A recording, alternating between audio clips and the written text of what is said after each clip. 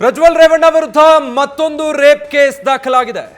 ಹಾಸನದ ಸಿಐಡಿ ಸೆನ್ ಠಾಣೆಯಲ್ಲಿ ಎಫ್ಐಆರ್ ದಾಖಲಾಗಿದೆ. ಆ ಮೂಲಕ ಪ್ರಜ್ವಲ್ ರೇವಣ್ಣ ವಿರುದ್ಧ ಮತ್ತೊಂದು ರೇಪ್ ಕೇಸ್ ದಾಖಲಾಗಿದೆ.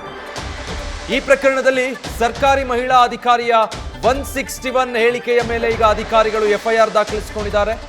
ತನಿಖಾಧಿಕಾರಿಗಳ ಮುಂದೆ ಸಂತ್ರಸ್ತೆ ಹೇಳಿಕೆ ಕೊಟ್ಟಿದ್ದಾರೆ. ಪ್ರಜ್ವಲ್ ರೇವಣ್ಣ ವಿರುದ್ಧ ಲೈಂಗಿಕವಾಗಿ ತಮ್ಮನ್ನ ದುರ್ಬಳಕೆ ಮಾಡಿಕೊಂಡಿರುವಂತಹ ಆರೋಪ ಮಾಡಿದ್ದಾರೆ ಈ ಸಂತ್ರಸ್ತೆ. ಆ ಹೇಳಿಕೆಯನ್ನು ಕೂಡ ತನಿಖಾಧಿಕಾರಿಗಳ ಮುಂದೆ ಕೊಟ್ಟಿದ್ದಾರೆ. ಇದನ್ನು ಆಧರಿಸಿ ಅತ್ಯಾಚಾರ ಸೆಕ್ಷನ್ಗಳ ಅಡಿಯಲ್ಲಿ ಈ ಎಫ್ಐಆರ್ ದಾಖಲಿಸಲಾಗಿದೆ. ಐಪಿಸಿ 376(2)N ಮತ್ತೆ 376(2)K, 354A, 354B, 354C ಈ ಸೆಕ್ಷನ್ಗಳ ಅಡಿ ಜೊತೆಗೆ ಸೆಕ್ಷನ್ 506ನ ಕೂಡ ಉಲ್ಲೇಖಿಸಿ ಪ್ರಕರಣವನ್ನ ದಾಖಲು ಮಾಡಲಾಗಿದೆ. ಆ ಮೂಲಕ ಸಂತ್ರಸ್ತೆಯ 161 ಹೇಳಿಕೆಯನ್ನ ಪಡೆದುಕೊಂಡು ಈಗ ಅತ್ಯಾಚಾರದ ಸೆಕ್ಷನ್ಗಳ ಅಡಿಯಲ್ಲಿ ಪ್ರಜ್ವಲ್ ರೇವಣ್ಣ ವಿರುದ್ಧ ಮತ್ತೊಂದು ಎಫ್ಐಆರ್ ದಾಖಲಾಗಿದೆ. ಹೊಳೆನರಸೀಪುರದಲ್ಲಿ ದಾಖಲಾಗಿದ್ದಂತಹ ಅತ್ಯಾಚಾರ ಕೇಸ್ಗಳಿಗೆ ಮುಂದುವರೆದ ಭಾಗ ಅನ್ನೋ ಹಾಗೆ ಇದೀಗ ಮತ್ತೊಂದು ಎಫ್ಐಆರ್ ದಾಖಲಾಗಿರುವಂಥದ್ದು. ಆ ವಿಡಿಯೋಗಳು ಏನು ಹರಿದಾಡ್ತಾ ಇತ್ತು, ಅಲ್ಲಿ ಮಹಿಳಾ ಅಧಿಕಾರಿಗಳು ಕೂಡ ಇದ್ದಾರೆ ಅನ್ನುವಂಥದ್ದಿತ್ತು. ಆ ಬಗ್ಗೆ ನೋಟಿಸ್ ಕೂಡ ಕೊಟ್ಟಿತ್ತು SIT ಆ ಅಧಿಕಾರಿಗಳಿಗೆ. ಈ ವಿಡಿಯೋದಲ್ಲಿರೋದು ನೀವೇನ ಇದಕ್ಕೆ ಉತ್ತರಿಸಬೇಕು ಅಂತ ಹೇಳಿ.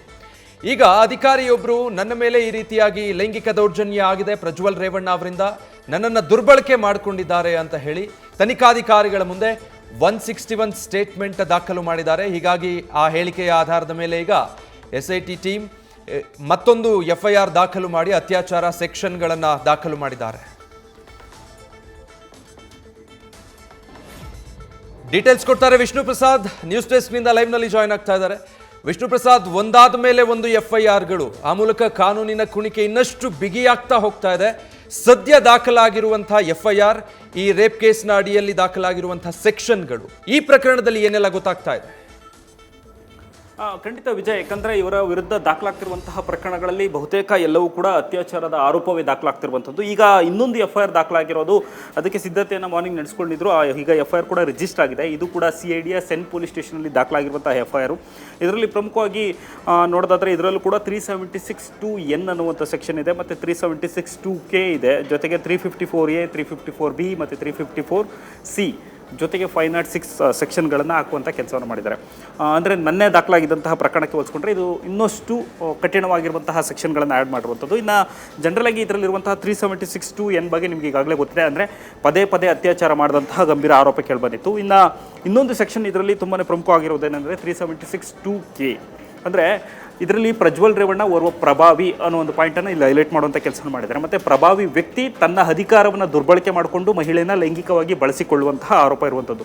ಹೀಗಾಗಿ ಇದು ಕೂಡ ತುಂಬಾ ಇಂಪಾರ್ಟೆಂಟ್ ಸೆಕ್ಷನ್ ಆಗಿರುವಂಥದ್ದು. ಇನ್ನು 354A ಈಗ ಜನರಲ್ ನಿಮ್ಗೆ ಗೊತ್ತಿರುವಂಥದ್ದು, ಲೈಂಗಿಕವಾಗಿ ಅವರ ಫೇವರ್ ಪಡ್ಕೊಳ್ಳುವಂಥದ್ದು, ಮತ್ತು 354B ಮಹಿಳೆ ಮೇಲೆ ಹಲ್ಲೆ ಜೊತೆಗೆ ಅವ್ರನ್ನ ಎಳೆದಾಡಿರುವಂಥದ್ದು, 354C ಮಹಿಳೆಯನ್ನು ಲೈಂಗಿಕ ಕ್ರಿಯೆಯನ್ನು ಚಿತ್ರೀಕರಣ ಮಾಡೋದು, ಅದನ್ನು ನೋಡೋದು, ವೈರಲ್ ಮಾಡೋದು, ಮತ್ತು ಅದನ್ನು ಪ್ರಸಾರ ಮಾಡುವಂಥದ್ದು, ಬೇರೆಯವರಿಗೆ ಕೊಡೋದು, ಅದ್ರ ಬಗ್ಗೆ ಮಾತಾಡೋದು. ಇದಿಷ್ಟು ಅಂಶಗಳಿಗೆ ಸಂಬಂಧಪಟ್ಟಂತೆ ಹಾಕಿರುವಂಥದ್ದು. ಇನ್ನೊಂದು 506 ಜೀವ ಬೆದರಿಕೆ, ಅಂದರೆ ಈ ವಿಚಾರಕ್ಕೆ ಸಂಬಂಧಪಟ್ಟಂತೆ ಬೇರೆ ಯಾರಿಗೂ ತಿಳಿಸಿದಂತೆ ಅವ್ರನ್ನ ಬೆದರಿಸುವಂತಹ ಪ್ರಯತ್ನ ಮಾಡಿರುವಂಥದ್ದು. ಒಟ್ಟಿನಲ್ಲಿ ಇದು ದೂರಿನ ಬಗ್ಗೆ ಹಿನ್ನೆಲೆ ನೋಡ್ತಾ ಹೋದಂಥ ಸಂದರ್ಭದಲ್ಲಿ ಇದು ಓರ್ವ ಮಹಿಳಾ ಅಧಿಕಾರಿ ಕೊಟ್ಟಂತಹ ದೂರು. ಅಂದರೆ ಆಕೆಯನ್ನು ಬೇರೆ ಕಡೆ ವರ್ಗಾವಣೆ ಮಾಡಿಸ್ಕೊಳ್ಳೋದಕ್ಕೆ ಒಂದು ಫೇವರ್ ಪಡೆದುಕೊಳ್ಳುವಂತಹ ಕೆಲಸವನ್ನು ಮಾಡಿದ್ದಾರೆ ಅನ್ನೋ ಒಂದು ಆರೋಪ ಕೇಳಿಬಂದಿತ್ತು. ಜೊತೆಗೆ ಇದೇ ಪ್ರಕರಣದಲ್ಲಿ ಅನೇಕ ಮಂದಿ ಅಧಿಕಾರಿಗಳಿಗೂ ಕೂಡ ಲೈಂಗಿಕ ಕಿರುಕುಳ ಆದಂತಹ ಗಂಭೀರ ಆರೋಪ ಕೇಳಿಬಂದಿತ್ತು. ಆ ಆರೋಪಕ್ಕೆ ಸಂಬಂಧಪಟ್ಟಂತೆ ಕಳೆದ ಭಾನುವಾರ ಅನೇಕ ಮಂದಿಗೆ SIT ಅಧಿಕಾರಿಗಳು ನೋಟಿಸ್ ಕೊಟ್ಟಿದ್ದರು. ಸರ್ಕಾರದಿಂದಲೂ ಕೂಡ ಶಿಸ್ತು ಕ್ರಮದ ಬೆದರಿಕೆಯೂ ಕೂಡ ಇತ್ತು. ಅದರ ಪರ್ಯಾಯವಾಗಿ ಎಲ್ಲರೂ ಬಂದು ಸ್ಟೇಟ್ಮೆಂಟ್ ಕೊಡುವಂಥ ಕೆಲಸವನ್ನು ಮಾಡಿದರು. ಈ ರೀತಿ ಸ್ಟೇಟ್ಮೆಂಟ್ ಕೊಟ್ಟವರಲ್ಲಿ ಓರ್ವ ತಹಸೀಲ್ದಾರ್ ಕೊಟ್ಟಂತಹ ಸ್ಟೇಟ್ಮೆಂಟ್ ಏನಿದೆ ಅದರ ಆಧಾರದ ಮೇರೆಗೆ ಈ ಒಂದು FIR ರಿಜಿಸ್ಟರ್ ಮಾಡುವಂಥ ಕೆಲಸವನ್ನು ಮಾಡಿದ್ದಾರೆ. ಈ ಮೂಲಕ ಪ್ರಜ್ವಲ್ ರೇವಣ್ಣ ಅವರ ವಿರುದ್ಧ ಪದೇ ಪದೇ ಈ ಒಂದು ಆರೋಪದ ಜೊತೆಗೆ ಆ ವಿಡಿಯೋದಲ್ಲಿರುವಂತಹ ಓರ್ವರ ಸಂತ್ರಸ್ತರು ಕೂಡ ಅವರವರೇ ಬಂದು ಈಗ ದೂರು ದಾಖಲಿಸುವಂಥ ಕೆಲಸವನ್ನು ಮಾಡ್ತಿದ್ದಾರೆ.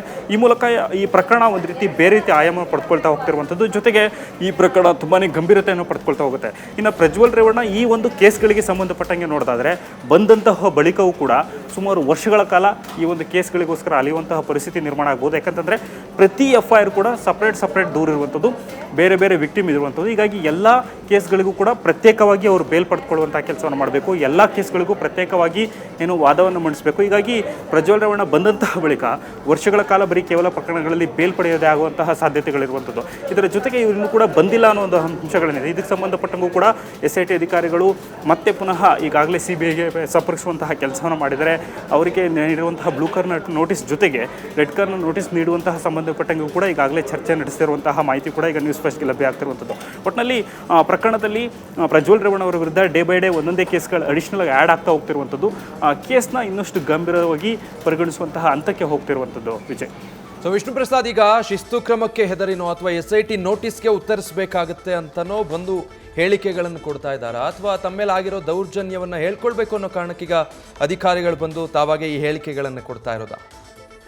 ಖಂಡಿತ. ಆ್ಯಕ್ಚುಲಿ ಇದು ಮೇಲ್ನೋಟಕ್ಕೆ ನೋಡ್ತಂಥ ಸಂದರ್ಭದಲ್ಲಿ ಈಗಾಗಲೇ ಎರಡು ರೀತಿಯನ್ನು ಕೂಡ ಗೆಸ್ ಮಾಡ್ತಾ ಹೋಗ್ಬೋದು. ಯಾಕಂತಂದರೆ ಸರ್ಕಾರದ ವಿರುದ್ಧ ಈಗಾಗಲೇ BJP ಇರ್ಬೋದು, JDS ಇರ್ಬೋದು, ಅನೇಕ ಮಂದಿ ಗಂಭೀರವಾದಂಥ ಆರೋಪ ಮಾಡುವಂಥ ಕೆಲಸವನ್ನು ಮಾಡ್ತಾರೆ. ಪ್ರಕರಣಕ್ಕೆ ಸಂಬಂಧಪಟ್ಟಂತೆ ಸಂತ್ರಸ್ತರು ಯಾರೂ ಕೂಡ ದೂರು ಕೊಡೋದಕ್ಕೆ ರೆಡಿ ಇಲ್ಲದೆ ಇದ್ದರೂ ಕೂಡ ಅವರನ್ನು ಹುಡುಕಾಡುವಂತಹ ಕೆಲಸವನ್ನು ಅಧಿಕಾರಿಗಳ ಟೀಮ್ ಮಾಡಿತ್ತು. ಜೊತೆಗೆ ಹುಡುಕಾಟ ನಡೆಸಿ ಕೆಲವೊಂದಷ್ಟು ಮಂದಿಯನ್ನು ಕರೆತರುವಂಥ ಕೆಲಸವನ್ನು ಮಾಡಿತ್ತು. ಕೆಲವೊಂದಷ್ಟು ಮಂದಿಗೆ ಈಗಾಗಲೇ ಕುಮಾರಕೃಪಾ ಗೆಸ್ಟ್ ಹೌಸ್ನಲ್ಲಿ ಇಡುವಂತಹ ಕೆಲಸವನ್ನು ಮಾಡಿದಂಥ ಆರೋಪವೂ ಕೂಡ ಕೇಳಿಬಂದಿರುವಂಥದ್ದು. ಹೀಗಾಗಿ ಒಂದು ಕಡೆ ಒತ್ತಡ ಇರ್ಬೋದು, ಇನ್ನೊಂದು ಕಡೆ ಸರ್ಕಾರಿ ಅಧಿಕಾರಿಗಳು ತಮ್ಮ ಅಧಿಕಾರದ ಅವಧಿಯಲ್ಲಿ, ಅದರಲ್ಲಿ ಪ್ರಮುಖವಾಗಿ ಕೆಲವೊಂದಷ್ಟು ಇನ್ಸ್ಪೆಕ್ಟರ್ಗಳು ವಿಡಿಯೋಗಳು ವೈರಲ್ ಆಗ್ತಾ ಇತ್ತು. ಅದರಲ್ಲಿ ಪ್ರಮುಖವಾಗಿ ಆ ವಿಡಿಯೋದಲ್ಲಿ ಕೂಡ ಸ್ಪಷ್ಟವಾಗಿ ಯೂನಿಫಾರ್ಮಲ್ಲಿದ್ದಂತಹ ಅಧಿಕಾರಿ ಈ ರೀತಿ ಲೈಂಗಿಕ ಕ್ರಿಯೆಯಲ್ಲಿ ತೊಡಗುವಂತಹ ಹಂತಕ್ಕೆ ಹೋಗುವಂಥದ್ದು, ಅವರ ಅಲ್ಲಿ ಆ ಕ್ರಿಯೆಯಲ್ಲಿ ಭಾಗಿಯಾಗಿರುವಂತಹ ವಿಡಿಯೋಗಳು ಕೂಡ ವೈರಲ್ ಆಗಿತ್ತು. ಹೀಗಾಗಿ ಈ ಅಂಶಗಳೇನಿದೆ ಇದು ಅವರಾಗೆ ಬಂದು ದೂರು ಕೊಡೋದಕ್ಕೆ ಸಾಗ್ತಾ ಆಯ್ತಾ. ಜೊತೆಗೆ ಸರ್ಕಾರವು ಕೂಡ ಅವರ ವಿರುದ್ಧ ಶಿಸ್ತು ಕ್ರಮ ತೆಗೆದುಕೊಳ್ಳುವಂತಹ ಸಾಧ್ಯತೆಗಳು ಮುಂದಷ್ಟು ದಿನ ಜಾಸ್ತಿ ಆಗುವಂಥದ್ದು ಕಾರಣಗಳಿರುವಂಥದ್ದು. ಯಾಕಂತಂದರೆ ಈ ಪ್ರಕರಣದಲ್ಲಿ ನೋಡಿದ್ರೆ ಒಂದು ಕಡೆ ಒಬ್ಬ ವ್ಯಕ್ತಿ ತನ್ನ ಅಧಿಕಾರ ದುರ್ಬಳಕೆಯನ್ನು ಮಾಡಿಕೊಂಡು ಇಲ್ಲಿ ಮನೆ ಕೆಲಸದವರಿಂದ ಹಿಡಿದು ಅಧಿಕಾರಿಗಳಿರುವಂಥದ್ದು, ಜೊತೆಗೆ ಕೆಲವೊಂದಷ್ಟು ಮಂದಿ ಪ್ರಭಾವಗಳಿರುವಂಥದ್ದು, ಕೆಲವೊಂದಷ್ಟು ಮಂದಿ ಅಧಿಕಾರಿಗಳ ಕುಟುಂಬಸ್ಥರ ಹೆಸರುಗಳು ಕೇಳಿಬರ್ತಿರುವಂಥದ್ದು. ಈಗ ಅನೇಕ ಮಂದಿಯ ವಿರುದ್ಧ ಈ ರೀತಿ ದೌರ್ಜನ್ಯ ಎಸಗಿದಂಥ ಆರೋಪ ಇರುವಂಥ ಹಿನ್ನೆಲೆಯಲ್ಲಿ ಪ್ರಕರಣದಲ್ಲಿ ಈಗ ಕೇಸ್ಗಳು ರಿಜಿಸ್ಟರ್ ಆಗ್ತಿರುವಂಥದ್ದು. ಬಟ್ ಯಾವ ರೀಸನ್ಗೋಸ್ಕರ ಕಂಪ್ಲೇಂಟ್ ಕೊಟ್ಟರು, ಒತ್ತಡದಿಂದ ಕೊಟ್ಟರು, ಅದೆಲ್ಲದೂ ಕೂಡ ನೆಕ್ಸ್ಟ್ ಟ್ರಯಲ್ ಟೈಮಲ್ಲಿ ಪ್ರಶ್ನೆ ಆಗುವಂಥ ಸಾಧ್ಯತೆ ಇದೆ. ವಿಜಯ್.